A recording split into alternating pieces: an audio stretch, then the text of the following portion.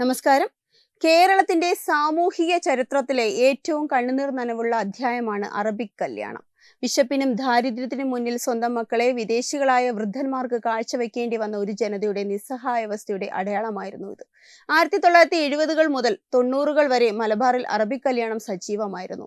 അക്കാലത്ത് മലബാറിലെ പല മുസ്ലിം കുടുംബങ്ങളും കടുത്ത ദാരിദ്ര്യത്തിലായിരുന്നു. ഒരു നേരത്തെ ആഹാരത്തിന് പോലും വകയില്ലാത്ത വീടുകളിൽ 5-6 പെൺകുട്ടികൾ വളർന്നു വരുമ്പോൾ അവരെ കെട്ടിച്ചയക്കുക എന്നത് മാതാപിതാക്കൾക്ക് ചിന്തിക്കാവുന്നതിലും അപ്പുറമായിരുന്നു. സ്ത്രീധനം നൽകാൻ പണമില്ലാത്തതിനാൽ പല പെൺകുട്ടികളും വീട്ടിൽ പ്രായമായി നിന്നു. ഈ സാഹചര്യം മുതലെടുക്കാനാണ് അറബിക് നാടുകളിൽ നിന്ന് ഏജന്റുമാർ എത്തിയത്. അറബികളുടെ പണം കണ്ട മാതാപിതാക്കൾ അറബികൾക്ക് പെൺകുട്ടികളുടെ കൈ പിടിച്ചു കൊടുത്തു. അറബിക് കല്യാണത്തിന് ഇരയായവരിലേറെയും 14-15 വയസ്സുള്ള കൊച്ചു പെൺകുട്ടികളായിരുന്നു. വിവാഹം എന്താണെന്ന് പോലും തിരിച്ചറിയാത്ത പ്രായത്തിൽ തങ്ങളെക്കാൾ 4 ഇരട്ടി പ്രായമുള്ള അറബികൾക്കൊപ്പം അവരെ മണിയറയിലേക്ക് തള്ളിവിട്ടു. അറബി സംസാരിക്കാൻ പോയിട്ട് അത് കേട്ടാൽ പോലും മനസ്സിലാകാത്ത ഈ പെൺകുട്ടികൾ സ്വന്തം വീട്ടിൽ തന്നെ അപരിചിതരെ പോലെ കഴിഞ്ഞു. അറബികൾ നൽകുന്ന മഹർത്തുക കൊണ്ട് കുടുംബത്തിലെ മറ്റ് അംഗങ്ങൾ വിശപ്പടക്കുമ്പോൾ ആ പെൺകുട്ടികളുടെ കൗമാരം അവിടെ ഹോമിക്കപ്പെടുകയായിരുന്നു. ഈ വിവാഹങ്ങൾക്കൊന്നും സ്ഥിരതയുണ്ടായിരുന്നില്ല. അറബികൾക്ക് ഇത് മറ്റൊരു സീസൺ വിനോദമായിരുന്നു. നാട്ടിൽ നിൽക്കുന്ന 1-2 മാസം അവർ ഈ പെൺകുട്ടികളോടൊപ്പം കഴിയും. തിരിച്ചു പോകുന്ന ദിവസം വിമാനത്താവളത്തിലേക്ക് പോകുന്നതിന് തൊട്ടു മുമ്പ് ഒരു കഷ്ണം കടലാസിൽ തൊലാക്കെന്നെഴുതി നൽകും. വിമാനം ഉയർന്നതോടെ ആ പെൺകുട്ടികളുടെ ജീവിതത്തിലെ എല്ലാ പ്രതീക്ഷകളും തകരും. പിന്നീട് അവർ ഉപേക്ഷിക്കപ്പെട്ടവൾ എന്ന ലേബലിൽ സമൂഹത്തിൽ ഒറ്റപ്പെടും. നിയമപരമായി ചോദിക്കാനോ പറയാനോ ആരുമില്ലാത്ത അവസ്ഥയായിരുന്നു അത്. അറബിക് കല്യാണത്തിന്റെ ഏറ്റവും വലിയ ദുരന്തം അതിൽ ജനിച്ച കുട്ടികളായിരുന്നു. അച്ഛൻ ആരാണെന്നോ എവിടെയാണെന്നോ അറിയാത്ത ഒരു തലമുറ മലബാറിൽ വളർന്നു വന്നു.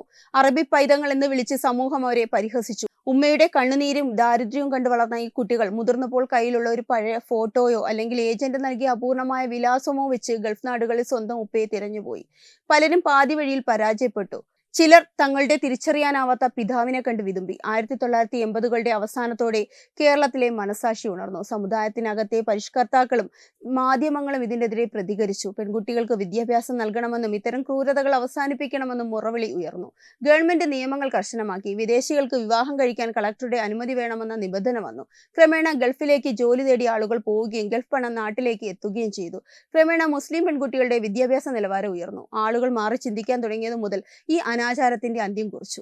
ഇന്ന് നാം കാണുന്ന പുരോഗതിയുടെ പുറകിൽ മറഞ്ഞുപോയ വലിയൊരു വേദനയാണ് അറബിക് കല്യാണങ്ങൾ. സ്വന്തം മണ്ണിൽ വെച്ച് തന്നെ അന്യവൽക്കരിക്കപ്പെട്ട, കൗമാരം നഷ്ടപ്പെട്ട ആ പെൺകുട്ടികളുടെ കഥകൾ ഇന്ന് മലബാറിലെ കാറ്റിലുണ്ട്. ദാരിദ്ര്യം എങ്ങനെ മനുഷ്യന്റെ അന്തസ്സിനെ ചോദ്യം ചെയ്യുമെന്നതിന്റെ ജീവിച്ചിരിക്കുന്ന തെളിവായിരുന്നു ആ കാലം.